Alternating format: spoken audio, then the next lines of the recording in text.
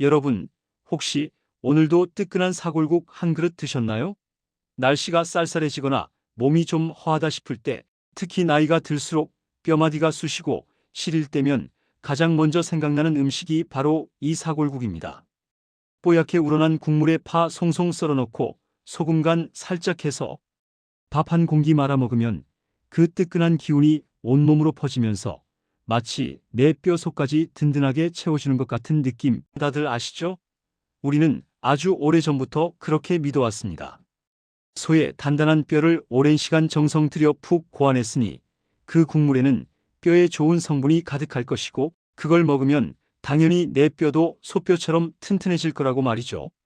자녀분들도 부모님 뼈 건강 걱정되니까 비싼 돈 주고 사골 사다가 몇 시간씩 끓여서 가져다 주시기도 하고요.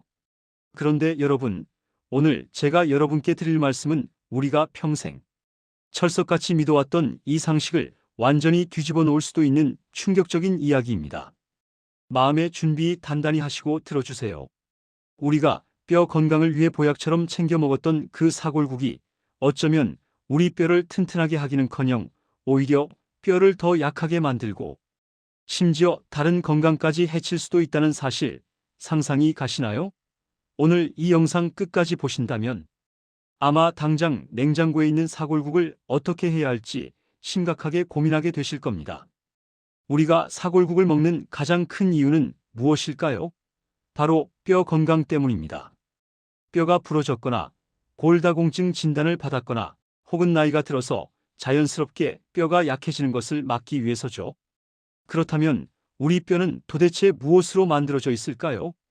가장 중요한 두 가지 재료는 바로 칼슘과 콜라겐입니다. 집을 지을 때를 한번 생각해 보세요.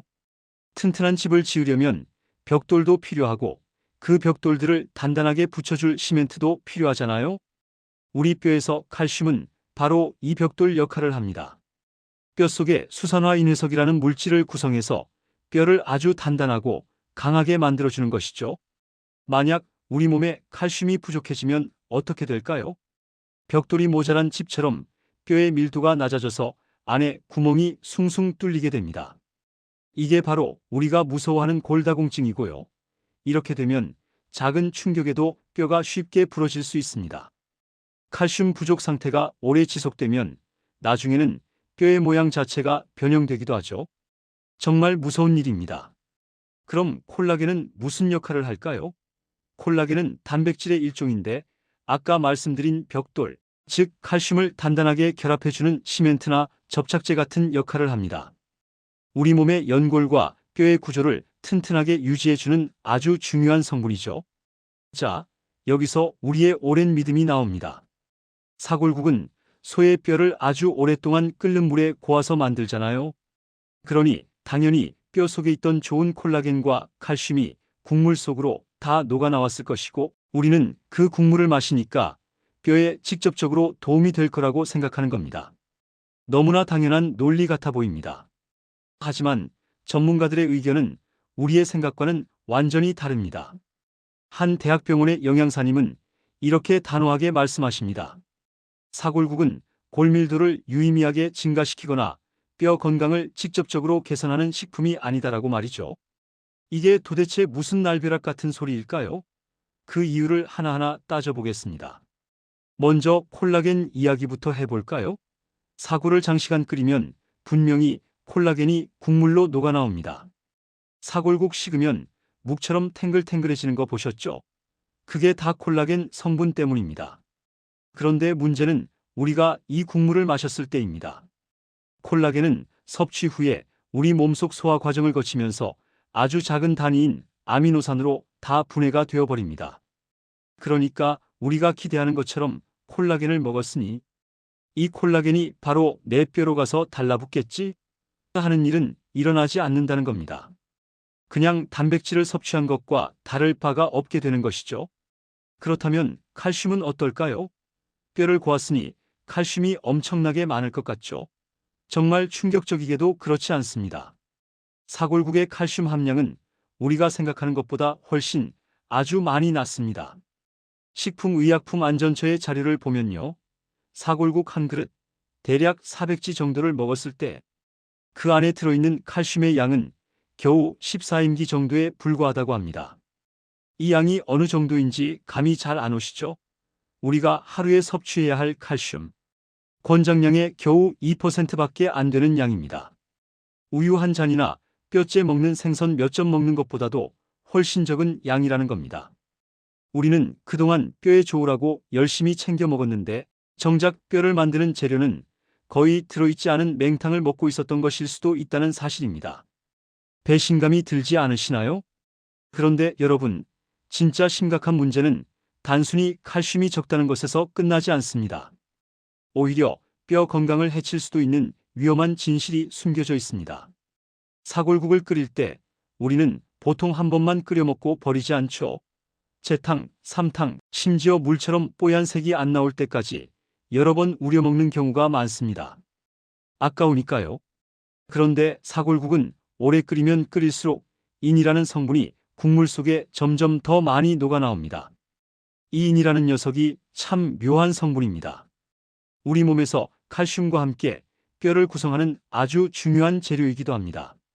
칼슘과 인이 1대1 비율로 균형이 맞을 때는 정상적인 뼈 대사에 도움이 됩니다. 그런데 문제는 인을 너무 과잉 섭취했을 때 발생합니다.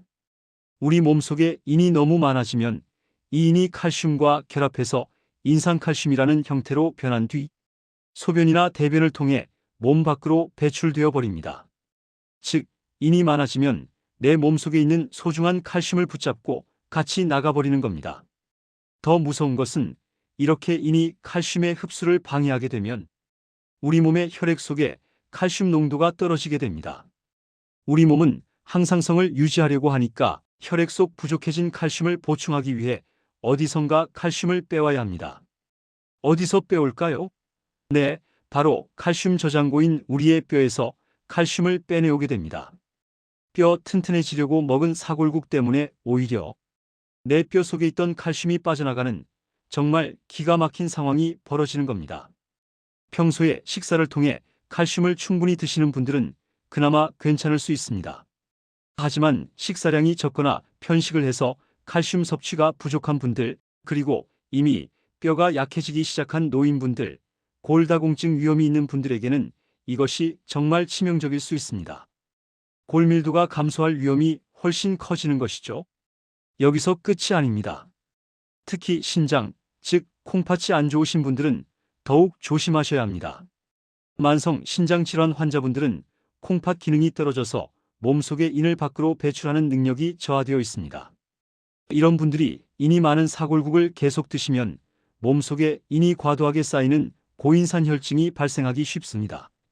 전문가들은 일반적인 식사 범위 내에서 어쩌다 한번 적당량 먹는 것은 큰 문제가 아닐 수 있지만 신장 기능이 떨어진 사람이 사골국을 반복적으로 섭취하면 뼈 대사에 이상이 생기는 것은 물론이고 혈관이 딱딱하게 굳는 혈관 석회화 위험까지 증가할 수 있다고 경고합니다. 뼈 고치려다 콩팥 망가지고 혈관까지 막힐 수 있다는 무시무시한 이야기입니다. 자, 그럼 도대체 사골국을 어떻게 먹어야 할까요? 아예 먹지 말아야 할까요? 꼭 그렇지는 않습니다. 하지만 먹는 방법을 완전히 바꾸셔야 합니다. 영양소를 제대로 보존하고 해로운 성분을 줄이려면 사골국은 딱 3번 이내로만 우려내는 것이 좋습니다. 농촌진흥청 국립축산과학원의 연구 결과에 따르면요. 사골을 6시간씩 끓였을 때 세 번째 끓일 때까지는 그나마 콜라겐 유래 성분이나 무기질이 비교적 안정적으로 유지된다고 합니다. 하지만 네 번째 이상 우려내기 시작하면 어떻게 될까요? 그때부터는 뼈에 좋은 성분은 거의 나오지 않고 오히려 연골의 구성 성분인 콘드로이틴 황산이나 칼슘 함량이 뚝 떨어집니다. 국물의 색깔도 탁해지고 끈적임도 줄어들어서 맛이나 영양 가치가 모두 없어져 버립니다. 처음에 끓일 때 좋은 성분은 이미 다 빠져나왔기 때문에 더 이상 나올 게 없는 것이죠. 게다가 장시간 반복해서 계속 끓이면 몸에 좋지 않은 지방 성분만 잔뜩 쌓이거나 미네랄 농도의 불균형이 생겨서 영양학적으로는 오히려 마이너스가 됩니다. 그러니까 여러분, 아깝다고 생각하지 마시고 사골은 딱 3번만 끓여 드시고 과감하게 버리시는 게 건강을 지키는 길입니다. 결론적으로 말씀드리면 사골국은 골절 회복이나 골다공증을 예방하고 치료하는 약이 아닙니다. 그런 효과를 기대하고 드시면 절대로 안 됩니다. 뼈가 약해졌을 때, 입맛이 없을 때 든든하게 배를 채워주는 보조적인 영양 공급원 정도로만 생각하셔야 합니다. 뼈 건강이 걱정되신다면 사골국만 믿지 마시고 전문가들이 권장하는 진짜 칼슘 식품들을 챙겨 드셔야 합니다.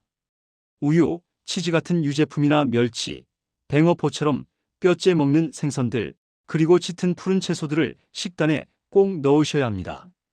그리고 뼈 건강에는 칼슘만 필요한 게 아닙니다.